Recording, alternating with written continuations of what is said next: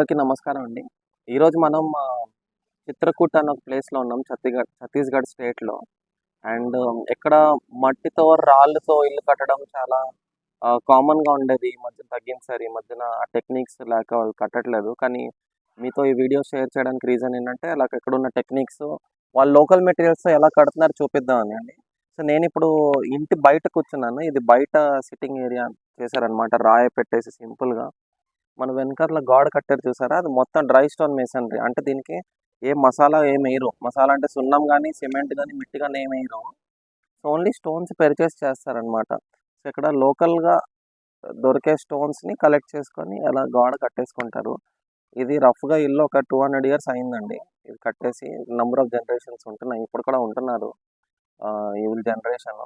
But వీళ్ళకి ఈ ఇంటిని ఎలా రిపేర్ చేయాలి, లేకపోతే ఎలా సర్దుకోవాలి స్లోగా జనరేషన్కి తెలియట్లేదు. సో రేకులు పెట్టడము అలా రకరకాలవి చేసేస్తున్నారు. బట్ స్టిల్ ఈ హౌస్ మాత్రం మనం ఒకసారి చూద్దాము. ఇది ఇటువైపు మనం చూస్తే ఈ గోడ మట్టి మోటార్తో చేశారండి. అంటే దీనికి మట్టిని బాగా కలిపేసి నానబెట్టేసి మట్టిని అతికించారు. అండ్ అలా మనం లోపలికి వెళ్ళి చూద్దాము ఏమేమి ఉన్నాయి ఇంట్లోని. ఇది మన ఇంటి ఎంట్రన్స్ అండి. ఇక్కడ ఎంట్రన్స్ గేట్. మనం చూస్తున్నది ఇల్లు. దీనికి రైట్ సైడ్లో అండ్ లెఫ్ట్ సైడ్లో రెండు వైపులు ఆవులు పెట్టడానికి ప్లేస్ ఇచ్చారండి. లెఫ్ట్ సైడ్లో మోస్ట్లీ స్టోరేజ్కి ఇచ్చారు, రైట్ సైడ్లో ఆవులు పెట్టడానికి ప్లేస్ ఇచ్చారు. ఇది మొత్తం మీరు చూస్తే ఈ పిల్లర్స్ అన్నీ రాళ్ళతో చేశారండి. రాళ్ళు కొంచెం మట్టి అతికించి చేశారు. ఇది బహుశా చాలా సంవత్సరాలు అయింది చేసి. అండ్ దీని ఫ్లోరింగ్ కూడా మీరు గమనిస్తే సిమెంట్ ఫ్లోరింగ్ అట్ట అలాంటివి చేయకుండా రాళ్ళు ఫ్లాట్గా ఉన్న రాళ్ళు సన్నవి పలకల్లాగా ఇరిగిపోయిన ఆ వంకర్ తింకర్ షేప్లోనే పజిలింగ్ చేసుకొని ఇక్కడ ఫ్లోరింగ్ వేశారండి. మెయిన్గా రాళ్ళతో ఎందుకు కట్టేవారంటే గౌశాలలో మెయిన్గా రాళ్ళతో ఎందుకు కట్టేవారంటే, మీకు అది కౌస్ ఏమో దాన్ని గుద్దుతూ ఉంటాయి అన్నమాట, గోడలకి గుద్దేస్తూ ఉంటాయి. సో మట్టి గోడలు అయితే ప్రాబ్లం అవుతాయని రాళ్ళతో ఉన్న ప్లేస్లో కట్టేసేవారు. సో మనం ఇది కూడా చూడొచ్చండి. ఒకవేళ ఇక్కడికి వస్తే ఇదే పలకరాలని చిన్న కాంపౌండ్ వల్ల చేస్తారండి. ఎక్కడైతే టెంపరీ కాంపౌండ్ వాల్స్ కావాలో అక్కడ, టెంపరీ అంటే అంత స్ట్రాంగ్ కాంపౌండ్ వాల్ ఎక్కడైతే అవసరం లేదో జస్ట్ ఫర్ బైఫర్కేషన్ కావాలో అక్కడ ఇలాంటి రాళ్ళు పెట్టేవారు. ఎక్కడైతే మనకి సాలిడ్ ప్రొటెక్షన్ గార్డ్ కావాలో అక్కడ మొత్తం డ్రై స్టోన్ మేసనరీ లేకపోతే మట్టి మోటార్తోని కాంపౌండ్ వాల్ కట్టారండి. ఓకే, సో మనం ఇటు వస్తే ఇది మట్టిల్లు అండి. వీళ్ళు కట్టుకున్న మట్టిల్లు. ఫ్రంట్లో కూర్చోడానికి అగురు చేసుకున్నారు, కూర్చోడానికి స్పేస్ చేశారు. దీన్ని ఇప్పుడు కూడా ప్యాడ్తో అలుకుతున్నారండి. దీన్ని మొత్తం ప్యాడ్తో అలుకుతున్నారు. మన రూఫ్ హైట్ కూడా చూసుకుంటే పెద్ద హైట్ ఏమి ఉండదండి. పాతింట్లో నేను 5'9" ఉంటాను. ఆల్మోస్ట్ 6 feet అంతా. రూఫింగ్ చూసుకుంటే మొత్తం చెక్కలతో చేశారు, ప్లస్ దాని మీద రాళ్ళు పలకలతో చేశారు. సో ఇదేంటంటే కొంచెం అడ్జస్ట్మెంట్ చేసుకున్నారు. పైన పెంకులు వేయడం, చిన్న పెంకులు వేయడం, కింద రాళ్ళు పలకలు వేయడం చేశారు.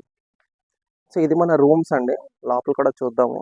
ఈలోపు మనం ఇక్కడ చెట్టుకి కూర్చోడానికి గట్టు కూడా చేసుకున్నారు. చక్కగా గట్లు కూడా చేసుకున్నారు కూర్చోడానికి. చూసేదంతా ఒక స్టోన్ ఫ్యామిలీ అండి. ఈ స్టోన్ అంతా సేమ్ స్టోన్ ఫ్యామిలీ. దీన్ని పగలగొట్టే విధానం బట్టి దీని షేపు రకరకాల సైజులు ఇస్తున్నారు.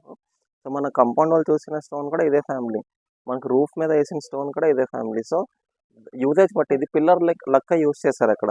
కాకపోతే మనం ఇక్కడ ఎటువైపు చూస్తే దీనికి ఏంటి చేశారు, ఆ చిన్న స్టోన్ వేయకుండా మొత్తం రాయితోనే పిల్లర్ కట్టారు. ఎందుకంటే ఆవులు గుద్దేస్తే స్టోన్స్ని అది కదులుతాయని, ఎందుకంటే ఆవులు చాలా బరువుగా ఉంటాయి కదా, కదులుతాయని ఇక్కడ గౌశాలకి అలాంటి స్టోన్స్, స్టోరేజ్ రూమ్కి అలాంటి పిల్లరు. సో ఎక్కడైతే మనకి ఎంత అవసరం ఉంటుందో మెటీరియల్, ఎక్కడైతే ఎలాంటి యూజిబిలిటీ ఉంటుందో దాన్ని బట్టి మెటీరియల్ చేంజ్ చేస్తూ ఉంటారండి. మనం ఇక్కడ గమనిస్తే ఇంటి ఎలివేషన్ చూస్తే దీనికి మంచి కలర్స్ కూడా వేసారండి, ప్లస్ గట్టు వేసారు, కలర్స్ వేసారు, అన్నీ వేసారు.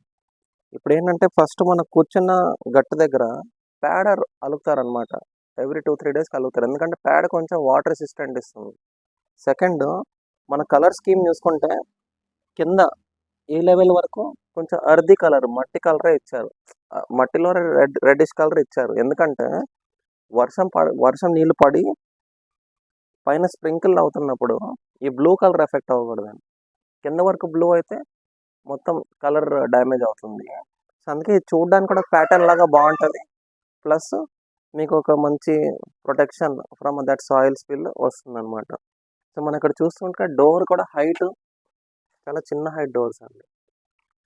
చిన్న కిటికీలు ఇస్తారు. ఎందుకంటే ఇక్కడ మీరు చూస్తే చిన్న కిటికీలు కూడా ఇచ్చారు. ఎందుకంటే సమ్మర్‌లోనే బాగా వేడి గాలి గట్ట రావడంతో ఇల్లంతా వేడెక్కిపోతుందని రూఫ్ హైట్ చిన్నది అండ్ కిటికీ హైట్లు చిన్నవి ఇస్తారండి. యెస్. సో ఇది మనం ఒకసారి దగ్గరగా చూస్తే దీనికి సున్నము నంబర్ ఆఫ్ పెయింట్ సున్నం వేస్తారు. ఎందుకంటే వీళ్ళకి ప్రతి మ్యారేజ్ సీజన్‌లో ఎవరైనా చనిపోతే, ఎవరైనా పుట్టినరోజు అన్నిటికి ఇంటి మొత్తానికి మళ్ళీ రీపెయింటింగ్ చేస్తారండి. సో ఇది మొత్తం సున్నము బేసిక్ కలర్ లైట్‌గా కలిపేసి సన్న కోట్ ఏస్తారు. అలా నంబర్ ఆఫ్ కోట్స్ మనం అక్కడ గమనించొచ్చు. సున్నమే మనకి మట్టి గోడని ప్రొటెక్ట్ చేస్తుంది వాటర్ నుంచి. అందుకే సున్నం ఎయడం జరుగుతుందండి. మనం ఇల్లు చూసాం గదండీ! సో ఇంట్లోని ఇల్లు ఒకటే కాకుండా ఆవుల కోసం కూడా ఒక స్పేస్ ఉంది. స్టోరేజ్ రూమ్ కూడా ఒక స్పేస్ ఉంది. కోడిలు పెట్టడానికి స్పేస్ ఉంది.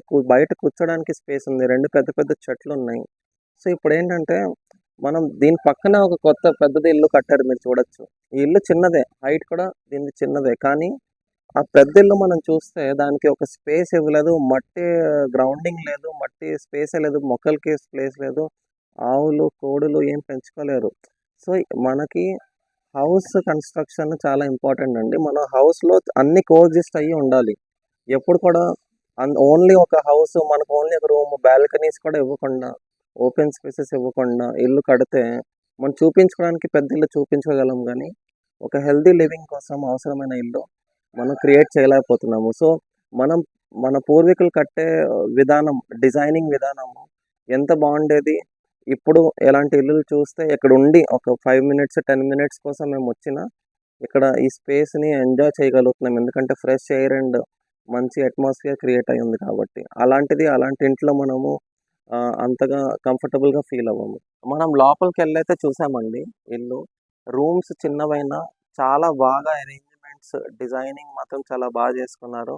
ఎటువంటి ప్రాబ్లమ్ లేకుండా మొత్తం ఫెసిలిటీస్ అన్నీ ఉన్నాయి ఇంటికి. వెనకాల ఒక మంచి వాష్‌రూమ్ కూడా ఉంది. సో మనం ఏంటంటే ఆహ్, ఎప్పుడు కూడా ఎలాంటి మట్టిల్లో మనకి ఫెసిలిటీస్ ఉండవు. లేపోతే మనకు సరిపడా స్పేస్ ఉండదు అని అనుకుంటాం గానీ, ఎలాంటి ఇంట్లోనే చాలా మంచి enough space whatever we need. So nature can fulfil our needs but not our greeds. So మనకి ఎంతైతే రూమ్ స్పేస్ అవసరమో ఒక పర్సన్‌కి అంత స్పేస్ అయితే లోపల ఉందండి. వాళ్ళు కొంచెం వీడియో తీయనివ్వలేదు. ఎందుకంటే అది పర్సనల్ స్పేస్ కాబట్టి. బట్ మేమైతే ఎళ్లి చూసాం పర్సనల్‌గా. So we really liked it and we would always suggest everyone to build your own house with mud. Thank you.